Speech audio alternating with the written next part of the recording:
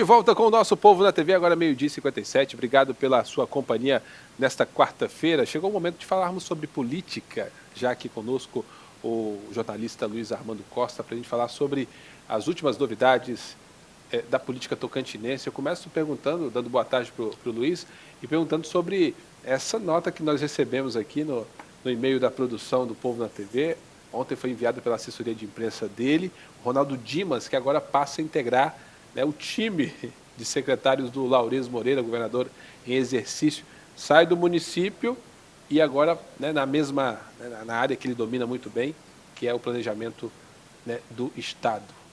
O Jairo, o Dimas tem conquistado nos últimos anos uma das posições dos melhores consultores de contas municipais do país, né? Então ele, inclusive, era consultor de muitos municípios aí. Então é uma pessoa, ele é engenheiro, né? É uma pessoa muito conhecedora do assunto de planejamento. Na verdade, a nomeação dele foi publicada no Diário Oficial de ontem à noite, né? Publicado no Diário Oficial e já está a nomeação dele, do Ronaldo Dimas, como secretário de Planejamento do Governo. Agora é uma questão que nós antecipamos aqui há 2 semanas, né, Jair? Há 2 semanas, quase 3 semanas, nós antecipamos aqui que o Laurez Moreira teria feito o convite a Ronaldo Dimas, né? Antes de formular o convite a Dimas, o Laurez foi orientado a conversar com o Eduardo, que pegaria mal ele convidar um secretário de Eduardo Siqueira para a Secretaria do Governo para conversar com o prefeito. E aí seria realmente uma situação muito incômoda do ponto de vista político para ambos os lados, né? E ele conversou com o Eduardo Siqueira numa sexta-feira, na verdade, uma sexta-feira, na época, naquele móvel de Itaquaruçu, lá no festival, né? Ele conversou por telefone naquela noite e acertou-se com o Eduardo. Agora, de lá até aqui foram 2 semanas, né? Um prazo suficiente para acomodação de questões políticas, né? Porque o Ronaldo Dimas, inclusive depois, uma semana depois, o Ronaldo Dimas chegou a dar declarações de que estava estudando o assunto, né? Na verdade, eu intuo que ele estaria, na verdade, era conversando com o Eduardo Siqueira e com o Laurez as questões futuras, os acordos futuros. Por quê? O Dimas, como secretário de Planejamento do governo de Laurez, ele certamente é um potencial candidato a vice-governador numa chapa de Laurez no próximo ano, né? Ele já foi candidato ao governo, né?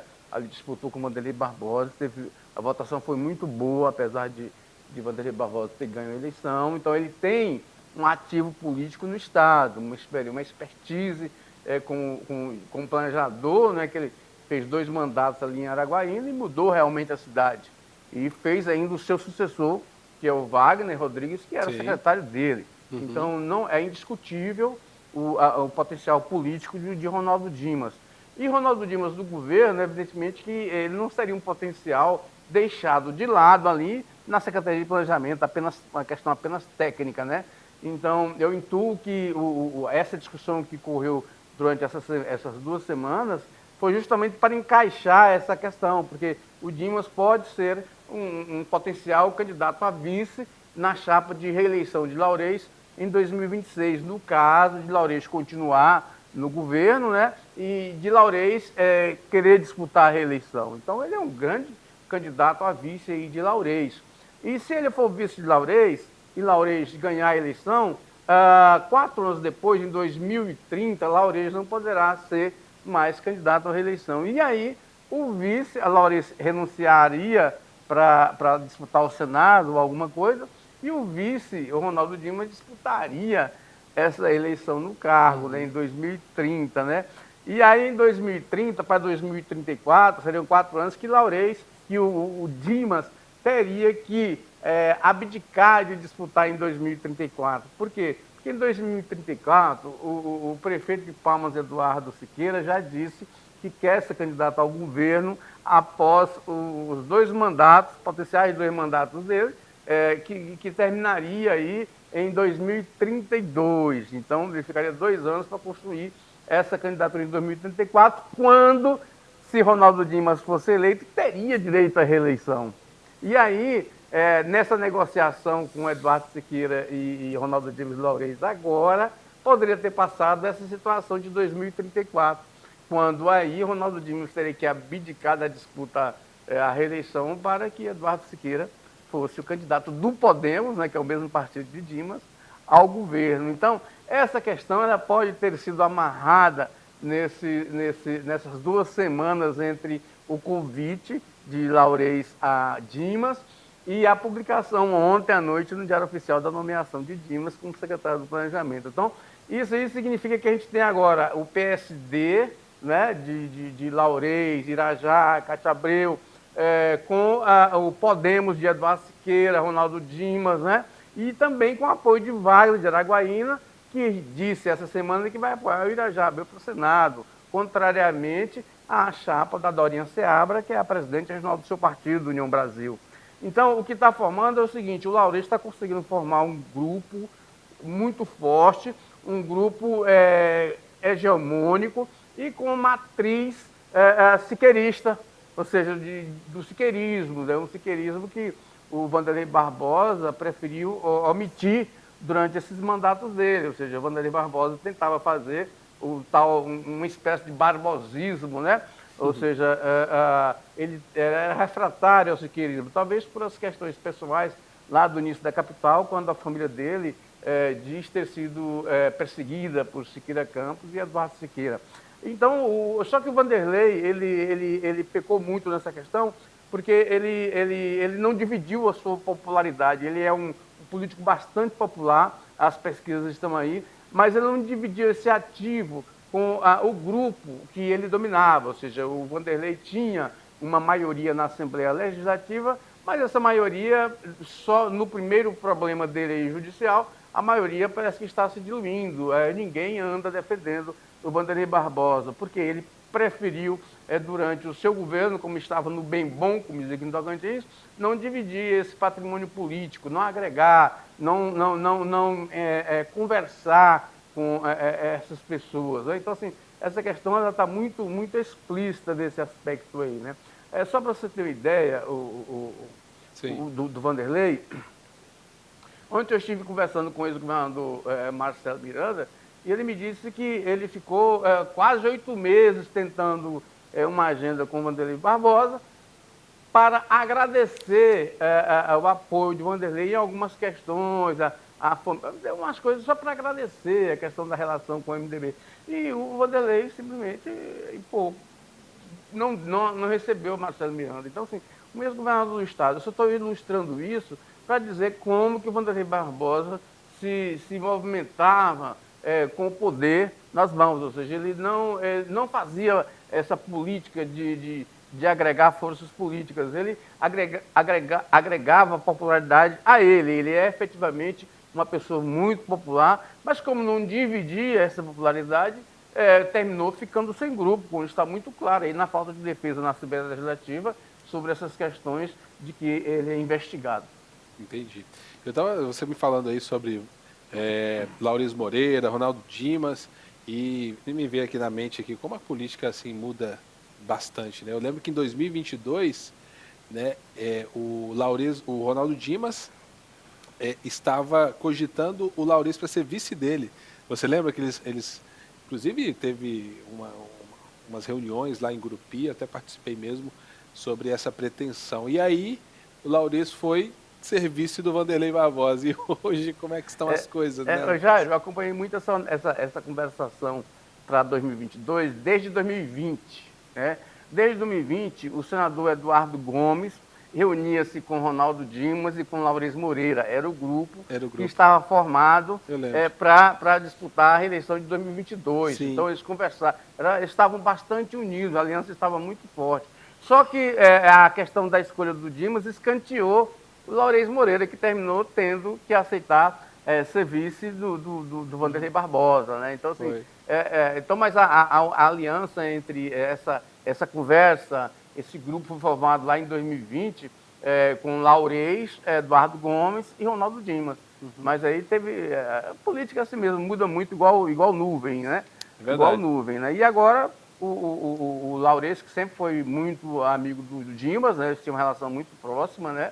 Então, parece que não ficou mágoas dessa divisão, né? Então, O mesmo não se dá com o senador Eduardo Gomes e Dorinha. Eles estão muito chateados aí com a questão do Wanderlei Barbosa e o Amélio Calles também, né? Porque o Amélio Calles anda dizendo aí que realmente ele estava na hora errada, né? No lugar errado, né?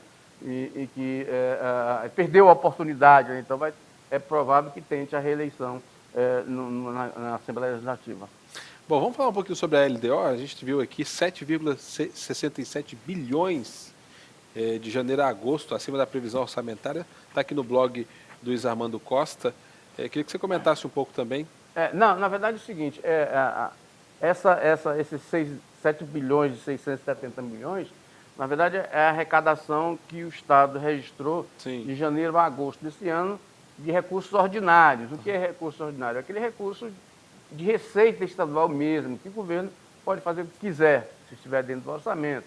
Ou seja, não é recurso vinculado, né? É recurso que o governo tem à disposição. Então, assim, foi um crescimento acima da inflação, se compararmos o desempenho do mesmo período de 2024, ou seja, um crescimento real de 3 ponto alguma coisa por cento acima da inflação. Significa o quê? Que o governo vai bem nas arrecadações.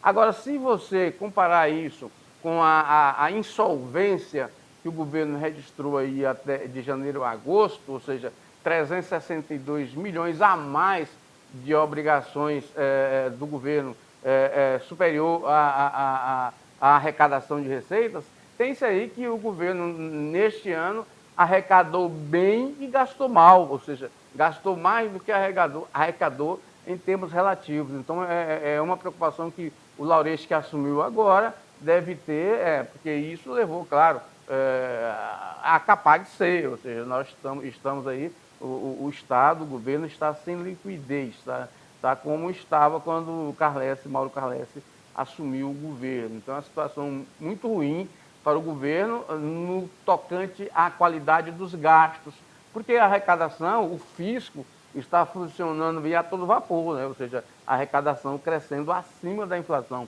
Isso é um bom indicador da economia, um bom indicador do trabalho da Secretaria da Fazenda, mas um péssimo referencial se compararmos que o Estado, apesar desse esforço arrecadatório, o Estado chegou em agosto insolvente, ou seja, sem liquidez, com mais obrigações para pagar do que receitas arrecadadas. Né? Então isso realmente é um problema que o Laurês Moreira e o Ronaldo Dimas e o secretário da Fazenda, o Jair Mariano, vão ter que equalizar esses números para que o governo tente reverter essa situação e finalize o ano de forma positiva, né?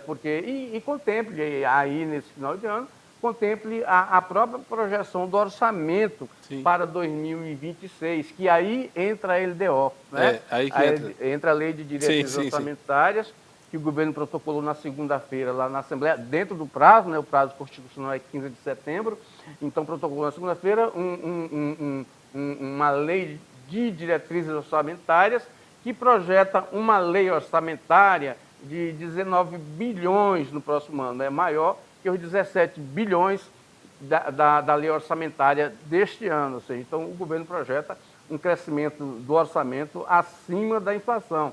A inflação, por exemplo, nos últimos 12 meses, a inflação está 0,515%. Então, aí o governo está corrigindo pela LDO, ele deve corrigir a LOA em quase 14%. É uma correção muito grande, é o governo apostando no avanço dessa arrecadação. Só que tem que torear as despesas para não cair no negativo novamente, né? Agora, tem um dado interessante aí nessa questão, é que o governo... um aditivo aqui, a LDO, evidentemente, ela não foi construída por Laurês Moreira, né? O Laurês só encaminhou. Ela foi construída aí ainda no governo de Wanderlei, sob a administração de Wanderlei Barbosa, né? Sob o secretário de Planejamento anterior, o secretário de Fazenda anterior. Então tem tudo isso, né? Mas, como foi o Laurês que encaminhou, a responsabilidade é evidentemente dele, né? Ali projeta-se uma renúncia fiscal no próximo ano de 2 bilhões e 300 milhões, é muito, viu? Só para você ter uma ideia, todos os impostos do Estado no próximo ano, pela LDO, devem somar 6 bilhões e 300 milhões, ou seja, o governo prevê renunciar a receitas, conceder benefícios fiscais de algo equivalente a 37% das receitas de impostos que ele pretende receber no ano que vem. É muito no estado carente, e se considerarmos também que o governo está tomando empréstimo aí para fazer o quê? Investimento.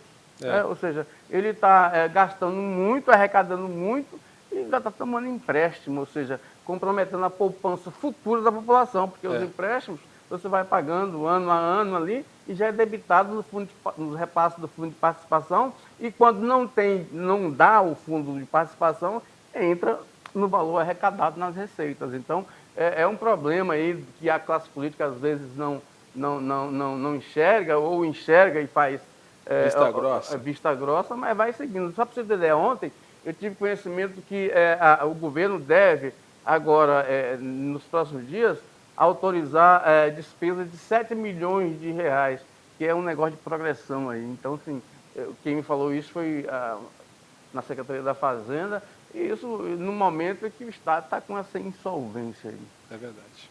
Então é isso, Luiz Armando, a gente tem muita coisa para falar ainda, mas vamos deixar para amanhã os outros assuntos, a gente conversa mais amanhã, na quinta-feira. Muito obrigado pela participação aqui. A gente vai para o intervalo comercial, depois do intervalo a gente volta com o Júnior Cheste no quadro Tá Bombando. Muito obrigado mais uma vez. Até amanhã. Até amanhã.